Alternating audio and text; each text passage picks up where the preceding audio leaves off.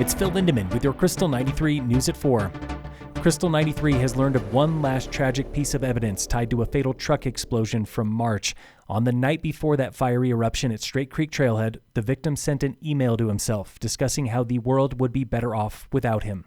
He was the lone victim of that explosion. Experts say there was nothing criminal about it. The explosion itself most likely caused by a ruptured gas tank like those used by contractors. Even after months of forensic study, they still could not determine exactly how the tank ignited.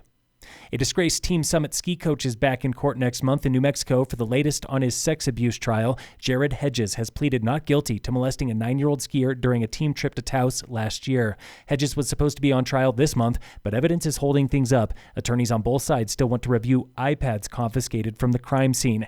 A New Mexico judge wants that evidence ready by July 7th when Hedges is back in court.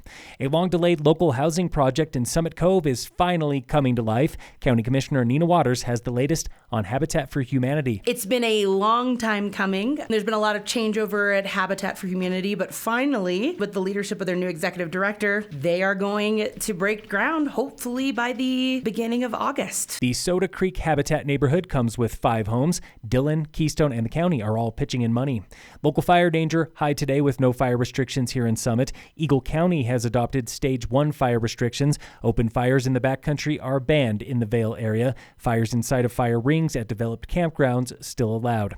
And in local sports, today on the Warmup, town of Breck this week honored a longtime local who literally groomed a path to success, one tire at a time. The Breckenridge Nordic Center is one of the longest continuously operating Nordic centers in the U.S. In its earliest days, Gene would groom the trails by dragging a tire behind him while he skied. That was Councilwoman Marika Page talking about Gene Dayton, new recipient of the Community Leadership Award. In recognition of his visionary, decades-long leadership that has expanded access to the outdoors, built enduring institutions, and profoundly enriched the community of Breckenridge. Gene was a decorated swimmer before he moved to Breck in 1965. He and his wife Therese soon founded the Breck Nordic Center, where Gene even built a terrain park years before the first jumps at Breck. He quickly set to work, first pioneering Nordic tracks when almost no one in the U.S. was doing so, and then blending that innovation with a deep commitment to service. By 1976, he co-founded the Breckenridge Outdoor Education Center, 14 years before the Americans with Disabilities Act was even passed. His visionary work did not simply introduce adaptive recreation. It redefined who belongs in our mountains and how our town shows up for one another. Gene on Tuesday accepted the honor humbly and with big thanks to his family, including his son, one-time Olympic Nordic skier Matt Dayton.